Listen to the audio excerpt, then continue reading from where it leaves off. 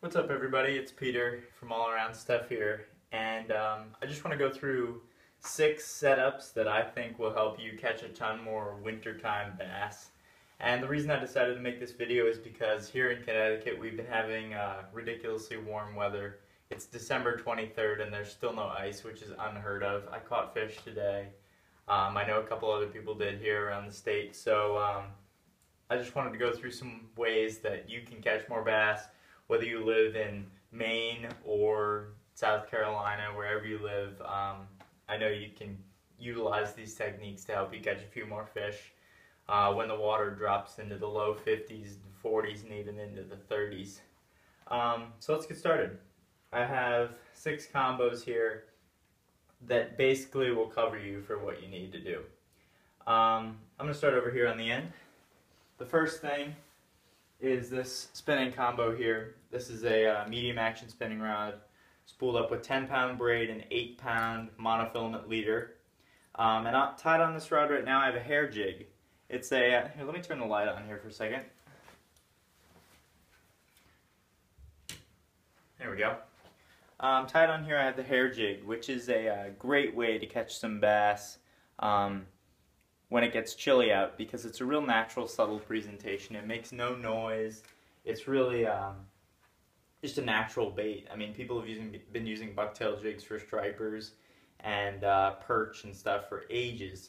So, you know, why not throw it for bass? This is a rock hopper jig in a bluegill imitating color, just because the ponds I fish mostly have bluegill, and that's what I was doing today. I was fishing some ponds for some largemouth, and so that's what I was throwing today, along with a wacky rig, which that's just because it was a pond. But a hair jig is a great way. You can throw it under a float and fly if you like.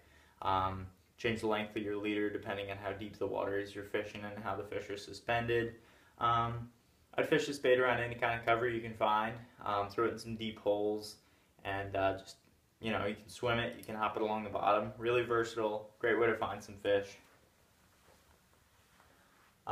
Next, I have another sort of semi-finesse technique I want to go through, and this is a medium action bait casting rod spooled up with 8-pound monofilament line, and it's a slow gear ratio reel of 5.1:1.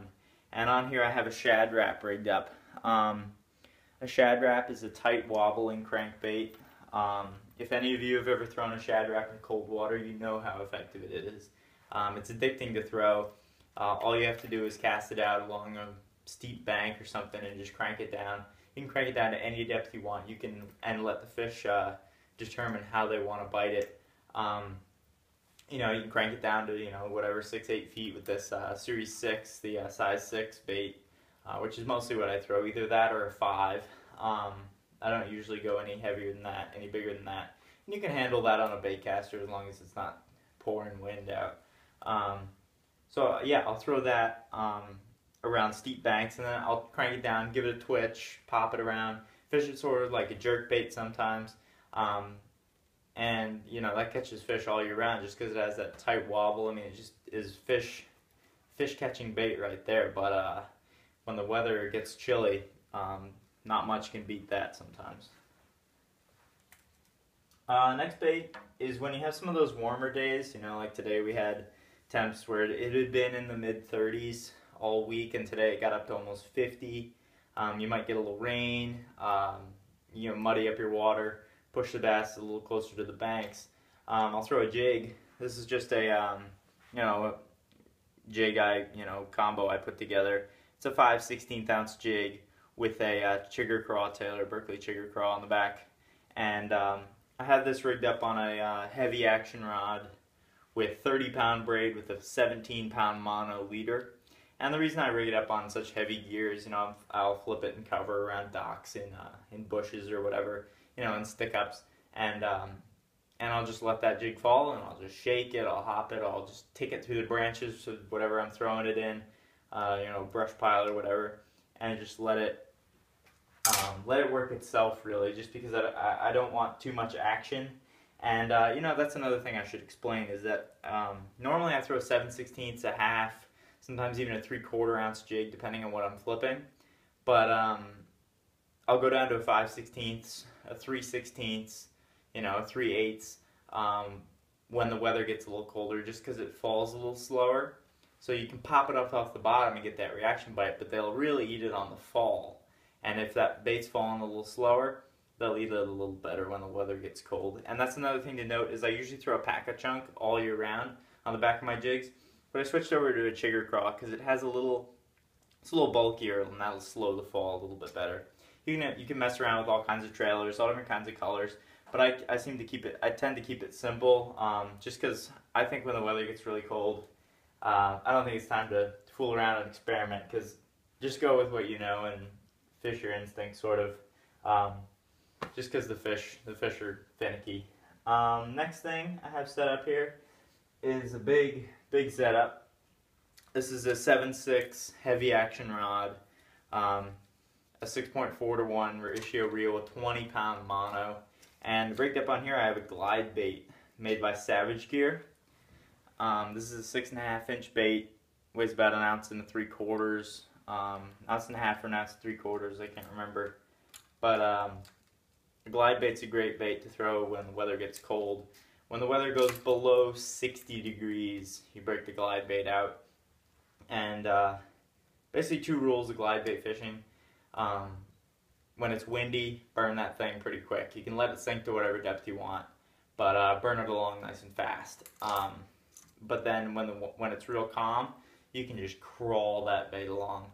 And what's cool is you'll get a bunch of followers, and you gotta like figure out how to get those fish to bite. Those followers sometimes are really tough, but if you're fishing it right, you'll see when the fish start eating it. But most of the time they'll eat it right next to the shore, right next to the boat, and it can be a pretty exciting way to fish. Yeah, they're great, really cool bait. I've never caught a fish on it in above 50-degree water, but when it gets cold, I break that thing out. It's caught me some good fish when just about nothing else will. Alright, another thing I have rigged up here is another swim bait, but more finesse style swim bait.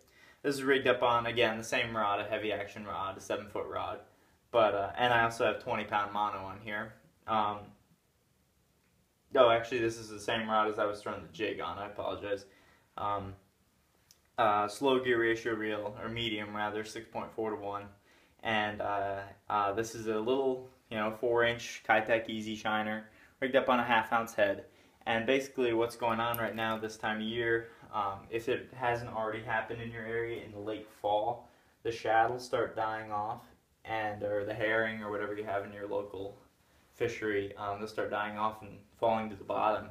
And smallmouth especially will just sit on the bottom and just chill and just wait for one of these things to crawl right in front of their faces, and it looks just like a little dying bait fish, and they'll slurp that up. So basically what you do is cast it out, let it hit the bottom, and you can pop it up off the bottom, you can swim it 2 or 3 feet up off the bottom. It's kind of like ledge fishing in the summer almost. You can do basically whatever you like with it, and it'll catch fish. Good little bait. You can throw whatever swim bait you're comfortable with on that, on either 3/8 up to 3/4 ounce football head. Even like an Arky style head will do it, depending on what kind of cover you're around. Last thing I have here is something most of you probably have heard of for cold water fishing. It's a classic. It's a blade bait. Now, blade baits are something that are actually new to me, but I've done a lot of research on them, and I can't wait to fish these more. Do your research, do your homework, and get a blade bait that you think will work. They all are a little bit different. They all have different actions, a little bit different vibration in the water, different sink rates. You can get them up to, from a 1/4 ounce or 1/8 of an ounce even, all the way up to 2.5 ounces. You can get huge, big hunks of metal you're throwing out there. But I'm throwing this on a medium action rod with 12-pound mono and a slow gear ratio reel. I know a lot of people probably would think, you're ripping this thing up off the bottom, you want a fast gear ratio reel, where you're cranking it pretty fast, you're ripping it through a school of fish. But what I found already in my short time fishing these is I have a tendency to really, rip these things up off the bottom, crank them fast and, haul them around. But what I'm really starting to think is that these fish are going to really want this bait moving slower. This again is like the swim bait along the bottom is going to present to those fish an easy target. It's going to be a dying shad, a dying bait fish that's fallen to the bottom, and basically you're just going to lift it up off the bottom until you feel that vibration and let it back down. Lift it up and let it back down. And those fish are going to eat it on the fall, so when you go to lift it up, feel anything funny. If you feel a fish breathe on that thing, swing into him. And, you know, I can't wait to fish this thing more. And this is just a classic wintertime bait that I know works. Personally, I haven't caught a fish on it yet, but I know it works. I've heard of tons of people catching fish on these. So this is something I'll be along with you out there trying this season. So yeah. So those are my 6 combos that I basically throw. This is something new to me. Otherwise, I would have thrown a jerkbait on this rod.